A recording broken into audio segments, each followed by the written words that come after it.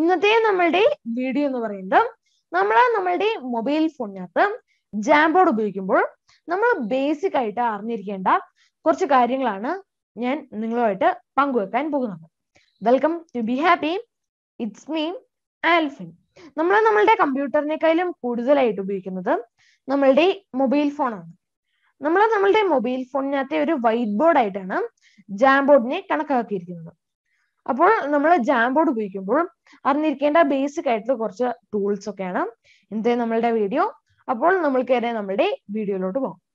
നമ്മൾക്ക് ജാംബോർഡ് ഉപയോഗിക്കുവാനായിട്ട് നമ്മൾ ഏറ്റവും ആദ്യമേ തന്നെ നമ്മളുടെ മൊബൈലിനകത്ത് ജാംബോർഡ് ഉണ്ടായിരിക്കേണ്ടതാണ്. അത് നമ്മൾക്ക് പ്ലേ സ്റ്റോറിൽ നിന്നും ഇൻസ്റ്റാൾ ചെയ്യാൻ സാധിക്കുന്നതാണ്. ജാംബോർഡ് ഇൻസ്റ്റാൾ ചെയ്ത ശേഷം നമ്മൾക്കൊന്ന് ഓപ്പൺ ചെയ്യാം. ഓപ്പൺ ചെയ്യുമ്പോൾ നമ്മൾക്ക് ഇതുപോലത്തെ ഒരു ഇന്റർഫേസ് ആയിരിക്കും കാണുന്നത്. ടോപ്പ് റൈറ്റിൽ ഉള്ളത് നമ്മളുടെ അക്കൗണ്ട് സ്വിച്ച് ചെയ്യാനുള്ള ഓപ്ഷനാണ്. അതിൻ്റെ തൊട്ടിപ്പുറത്തുള്ളത് നമ്മൾക്ക് സോർട്ട് ചെയ്യാനുള്ള ഓപ്ഷനാണ്. അതായത് നെയിം വെച്ച് സോർട്ട് ചെയ്യണോ, അതോ ലാസ്റ്റ് മോഡിഫൈഡ് വെച്ച് സോർട്ട് ചെയ്യണോ, അതുപോലെയൊക്കെ സോർട്ട് ചെയ്യാനുള്ള ഓപ്ഷനാണ് ഈ AZ എന്ന് കൊടുത്തിരിക്കുന്നത്. ഇനി അതിൻ്റെ തൊട്ടിപ്പുറത്തുള്ളത് വ്യൂ ആണ്. ലിസ്റ്റ് വ്യൂ, ഗ്രിഡ് വ്യൂ, അതൊക്കെ നമ്മൾക്ക് മാറ്റാനാണ്. അതുപോലത്തെ ഒരു ഓപ്ഷനാണ് ഇവിടെ കൊടുത്തിരിക്കുന്ന ആ ഒരു വ്യൂവിൻ്റെ ഒരു ഐക്കൺ. ഇനി നമ്മൾക്ക് പുതിയൊരു ജാം ക്രിയേറ്റ് ചെയ്യുവാനായിട്ട് ഈ ഒരു പ്ലസ് ഐക്കണിൽ ക്ലിക്ക് ചെയ്യുമ്പോൾ നമ്മൾക്ക് പുതിയൊരു ജാം ക്രിയേറ്റ് ചെയ്ത് വന്നിട്ടുണ്ട്. ഇനി നമ്മൾക്ക് ഏറ്റവും ആദ്യമേ തന്നെ ടൂൾസിൽ തന്നെ നമ്മൾക്ക് തുടങ്ങാം. നമ്മൾക്ക് ഏറ്റവും താഴെയാണ് ഇതിൻ്റെ ടൂൾസ് മൊത്തം കൊടുത്തിരിക്കുന്നത്. നമ്മൾ ഏറ്റവും ആദ്യമേ തന്നെ നോക്കാൻ പോകുന്നത് പെൻ ടൂളാണ്. നമ്മൾക്ക് പെൻ ടൂൾ ഉപയോഗിക്കുവാനായിട്ട് ആ ഒരു പെന്നിൻ്റെ ഐക്കൺ, അതായത് ഒന്നാമത്തേതാണ്, ആ ഒരു പെന്നിൻ്റെ ഐക്കണിൽ ക്ലിക്ക് ചെയ്യുക, കളർ സെലക്ട് ചെയ്യുക, അതിനുശേഷം എന്ത് പേനയാണ്, അതായത് പെന്നാണോ ഹൈലൈറ്റർ ആണോ ബ്രഷ് ആണോ തുടങ്ങിയ കാര്യം സെലക്ട് ചെയ്യുക. അതിനുശേഷം താഴോട്ടുള്ള ആരോയിൽ ക്ലിക്ക് ചെയ്യുമ്പോൾ ആ ഒരു മെനു അവിടുന്ന് പോകുന്നതാണ്. നമ്മൾക്ക് വേണമെന്നുണ്ടെങ്കിൽ സൂം ചെയ്ത ശേഷം നമ്മൾക്ക് വരയ്ക്കാൻ സാധിക്കും. സൂം ചെയ്യാതെ ആണെങ്കിലും നമ്മൾക്ക് വരയ്ക്കാവുന്നതാണ്. സൂം ചെയ്യുമ്പോൾ നമുക്ക് കുറച്ചുകൂടെ നല്ലതായിട്ട് വരയ്ക്കാൻ സാധിക്കുന്നതാണ്. അതിനുശേഷം നമ്മൾക്ക് വരയ്ക്കാം. ഇതുപോലെയാണ് നമ്മൾ ഈ ഒരു പെൻ ടൂള് ഉപയോഗിക്കുന്നത്. നമ്മൾക്ക് ഇതുപോലെ ചെറുതാക്കാനും ഒക്കെ നമ്മൾക്ക് സാധിക്കുന്നതാണ്. ഇനി അടുത്തതെന്ന് പറയുന്നത് ഇറേസറാണ്. അതായത് നമ്മളിപ്പോൾ ഇവിടെ എന്തെങ്കിലും വരച്ചു, ഇത് നമ്മൾക്ക് ഇറേസ് ചെയ്യണമെന്നുണ്ടെങ്കിൽ നമ്മൾ ഇറേസ് ടൂള് ഉപയോഗിക്കാവുന്നതാണ്. നമ്മൾക്കിനി ഈ ഒരു ഫ്രെയിം മുഴുവൻ നമ്മൾക്ക് ഇറേസ് ചെയ്യണമെന്നുണ്ടെങ്കിൽ നമ്മൾക്ക് ആ ഒരു ഇറേസറിൽ ഒന്നുകൂടെ ക്ലിക്ക് ചെയ്യുക. അപ്പോൾ നമ്മൾക്ക് ക്ലിയർ ഫ്രെയിം എന്ന് പറഞ്ഞു വരും. അവിടെ നമ്മൾ ക്ലിയർ എന്നതിൽ ക്ലിക്ക് ചെയ്യുക. ഇപ്പോൾ നമ്മൾക്ക് ഈ ഒരു ഫ്രെയിമിലുള്ള മൊത്തം സാധനങ്ങളും, അതായത് എഴുതിയതാണേലും സ്റ്റിക്കി നോട്ടാണേലും എന്താണേലും അത് പോകുന്നതാണ്. ഞാനിപ്പോൾ അൺഡു ചെയ്യുകയാണ്. ഇനി നമ്മൾക്ക് അടുത്തുള്ളതെന്ന് വെച്ചാൽ നമ്മൾക്ക് സെലക്ട് ചെയ്യാനുള്ള ഓപ്ഷനാണ്. അതായത് ഈ ഒരു സെലക്ട് ഓപ്ഷൻ ക്ലിക്ക് ചെയ്താൽ നമ്മൾക്ക് ഇതുപോലെ സെലക്ട് ചെയ്യാൻ സാധിക്കും. ഇതുപോലെ സെലക്ട് ചെയ്യുന്നതെന്ന് വെച്ചാൽ നമുക്കിപ്പോൾ ഒന്ന് റൊട്ടേറ്റ് ചെയ്യണം, അല്ലെങ്കിൽ ജസ്റ്റ് ഒന്ന് വലുതാക്കണം, ഇതുപോലത്തെ കാര്യങ്ങൾക്കൊക്കെയാണ് നമ്മൾ ഈ ഒരു ഓപ്ഷൻ ഉപയോഗിക്കുന്നത്. 3 ഡോട്ട്സിൽ ക്ലിക്ക് ചെയ്താൽ നമ്മൾക്ക് ഡിലീറ്റ് ചെയ്യാൻ മാത്രമേ ഉള്ളൂ. ഡിലീറ്റ് ചെയ്യുമ്പോൾ ആ ഒരു ഒബ്ജക്റ്റ് അല്ല ഡിലീറ്റ് ആവുന്നത്, ആ ഒരു സെലക്ട് ടൂൾ ആണ് അവിടെ നിന്ന് ഡിലീറ്റ് ആവുന്നത്. ഇനി അടുത്തത് ലേസറാണ്. ലേസർ ഈ ഒരു ഓപ്ഷൻ കൊടുത്തിരിക്കുന്നത് നമ്മൾക്ക് ലേസർ പോലെ ഉപയോഗിക്കാനാണ്.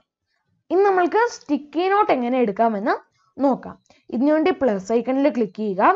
ഇവിടെ നമ്മൾക്ക് സ്റ്റിക്കി നോട്ട് എന്ന് കൊടുത്തിട്ടുണ്ട്. ആ ഒരു സ്റ്റിക്കി നോട്ടിൽ ക്ലിക്ക് ചെയ്യുക. ഇവിടെ നമ്മൾക്ക് ഇതിൻ്റെ കളേഴ്സ് തീരുമാനിക്കാൻ സാധിക്കുന്നതാണ്. ഇവിടെ നമ്മൾക്ക് എന്തെങ്കിലും എഴുതണമെന്നുണ്ടെങ്കിൽ നമ്മൾക്ക് അതൊക്കെ എഴുതാൻ സാധിക്കും. ഞാനിപ്പോൾ അവിടെ പ്രത്യേകിച്ച് ഒന്നും എഴുതുന്നില്ല. നമ്മൾക്ക് ടിക്ക് ചെയ്താൽ നമ്മൾക്ക് ആ ഒരു സ്റ്റിക്കി നോട്ട് അവിടെ വെക്കാനാണ്. നമുക്ക് സ്റ്റിക്കി നോട്ട് റൊട്ടേറ്റ് ചെയ്യാൻ സാധിക്കും. 3 ഡോട്ടിൽ ക്ലിക്ക് ചെയ്താൽ ഡിലീറ്റ്, ഡ്യൂപ്ലിക്കേറ്റ്, എഡിറ്റ് ഈ ഓപ്ഷനും എല്ലാം നമ്മൾക്ക് അവിടെ കൊടുത്തിട്ടുണ്ട്. ഇനി നമ്മൾക്ക് അത് മാത്രമല്ല, സെലക്റ്റിൽ ക്ലിക്ക് ചെയ്ത ശേഷം വേണം നമ്മൾക്ക് ഇത് സെലക്ട് ചെയ്യുവാനായിട്ട് എന്ന കാര്യം നമ്മൾ പ്രത്യേകം ശ്രദ്ധിക്കേണ്ട ഒന്നാണ്. ഇനി അടുത്തത് നമ്മൾക്ക് നമ്മളുടെ ഡ്രൈവിനകത്തുള്ള എന്തെങ്കിലും കണ്ടന്റ് എടുക്കണമെന്നുണ്ടെങ്കിൽ നമ്മൾക്ക് ആ ഒരു പ്ലസ് ഐക്കണിൽ ക്ലിക്ക് ചെയ്ത ശേഷം ഡ്രൈവ് കണ്ടന്റ് എന്നതിൽ ക്ലിക്ക് ചെയ്യുമ്പോൾ നമ്മൾക്ക് ഇതുപോലെ കാണാൻ സാധിക്കും. ഇതിനകത്ത് നിന്ന് നമ്മളുടെ ഡ്രൈവിനകത്ത് എവിടെയാണ് ആ ഒരു ഒബ്ജക്റ്റ്, അല്ലെങ്കിൽ നമ്മൾക്ക് എടുക്കേണ്ടത് എവിടെയാണ് എന്ന് നമ്മൾ ഇതിനകത്ത് നിന്ന് സെലക്ട് ചെയ്യണം. എവിടെയാണെന്ന് ചൂസ് ചെയ്യണം. ഞാൻ മൈ ഡ്രൈവ് സെലക്ട് ചെയ്യുകയാണ്. ഇതിനുശേഷം ഞാൻ എൻ്റെ ഈ ഒരു പ്രൊഫൈൽ ഫോട്ടോ സെലക്ട് ചെയ്യുന്നു. അതിനുശേഷം സെലക്ട് എന്നതിൽ ക്ലിക്ക് ചെയ്യുന്നു. ഇപ്പോൾ എനിക്ക് ആ ഒരു പ്രൊഫൈൽ ഫോട്ടോ അവിടെ എത്തിയിട്ടുണ്ട്. ഈ ഒരു പ്ലസ് ഐക്കണിൽ ക്ലിക്ക് ചെയ്താൽ അടുത്തതുള്ളത് ക്യാമറയാണ്. ഇനി അതിൻ്റെ തൊട്ട് താഴെയുള്ളത് ഇമേജ് ലൈബ്രറിയാണ്. അതായത് നമ്മൾക്ക് നമ്മളുടെ ഡിവൈസിനകത്തുള്ള ഇമേജ് എന്തെങ്കിലും എടുക്കണമെന്നുണ്ടെങ്കിൽ നമ്മൾ ഈ ഒരു ഇമേജ് ലൈബ്രറി ഉപയോഗിക്കുന്നതാണ്. ഞാനിപ്പോൾ എൻ്റെ ഇതിനകത്തു നിന്ന് ഒരു പിക്ചർ സെലക്ട് ചെയ്യുകയാണ്. ഇപ്പോൾ നമ്മൾക്ക് ഒരു ഇമേജ് നമ്മളുടെ മൊബൈലിൽ നിന്നും ഞാനിപ്പോൾ ഇൻസേർട്ട് ചെയ്തിട്ടുണ്ട്. ഇതിനെ നമ്മൾ ഒരു ഇമേജിനെ ചെയ്തതുപോലെ തന്നെ നമ്മൾക്ക് ഇതിനെ വലുതാക്കാനും ഒക്കെ സാധിക്കുന്നതാണ്. ഇനി നമ്മൾക്ക് പുതിയൊരു സ്ലൈഡ് എടുക്കുവാനായിട്ട് നമ്മൾക്ക് മുകളിൽ ഈ ഒരു സ്ലൈഡിന്റെ ഓപ്ഷൻ കാണാവുന്നതാണ്. അവിടെ റൈറ്റ് ആരോയിൽ ക്ലിക്ക് ചെയ്താൽ നമ്മൾക്ക് പുതിയൊരു സ്ലൈഡ് വരുന്നതാണ്. നമ്മൾക്ക് ഇതിന്റെ ബാക്ക്ഗ്രൗണ്ട് ഒക്കെ മാറ്റണമെന്നുണ്ടെങ്കിൽ നമ്മൾക്ക് മുകളിൽ ആ ഒരു സ്ലൈഡിൽ ക്ലിക്ക് ചെയ്ത ശേഷം ഇവിടെ നിന്ന് ഈ ഒരു 3 ഡോട്ട്സിൽ ക്ലിക്ക് ചെയ്യുമ്പോൾ ബാക്ക്ഗ്രൗണ്ട് എന്ന് പറഞ്ഞൊരു ഓപ്ഷൻ ഉണ്ട്. ഇവിടെ നമ്മൾക്ക് ഇതിനകത്ത് വേണ്ട ബാക്ക്ഗ്രൗണ്ട് സെലക്ട് ചെയ്യാൻ സാധിക്കുന്നതാണ്. ബ്ലാക്ക്, ബ്ലൂവും ഇതുപോലത്തെ ഓപ്ഷൻസ് ഒക്കെ നമ്മൾക്ക് ഉണ്ട്. ഇത് മാത്സ് ടീച്ചേഴ്സിനെല്ലാം വളരെയധികം ഹെൽപ്ഫുൾ ആവുന്ന ഒന്നാണ്. ഇനി നമ്മൾക്ക് അപ്ലൈ ടു ഓൾ എന്ന് പറഞ്ഞിട്ടുണ്ട്. ഇപ്പോൾ ഇത് എല്ലാ സ്ലൈഡിനും അപ്ലൈ ചെയ്ത് വരുന്നതാണ്. ഈ ഒരു പ്ലസ് ഐക്കണിൽ ക്ലിക്ക് ചെയ്താൽ നമ്മൾക്ക് ഇതിൻ്റെ ഇടയ്ക്ക് നിന്നൊക്കെ നമ്മൾക്ക് ഓരോരോ സ്ലൈഡ് ഉണ്ടാക്കാൻ സാധിക്കുന്നതാണ്. ന്യൂ സ്ലൈഡ് ക്രിയേറ്റ് ചെയ്യാൻ സാധിക്കുന്നതാണ്. ഇനി നമ്മൾക്ക് ഈ ഒരു ജാമിനെ റീനെയിം ചെയ്യുന്നത് എങ്ങനെയാണെന്ന് നമ്മൾക്ക് നോക്കാം. നമ്മൾക്ക് ഈ ഒരു ജാമിനെ റീനെയിം ചെയ്യുവാനായിട്ട് നമ്മൾക്ക് മുകളിലുള്ള 3 ഡോട്ട്സിൽ ക്ലിക്ക് ചെയ്യുക. അതിനുശേഷം റീനെയിം എന്നതിൽ ക്ലിക്ക് ചെയ്യുക.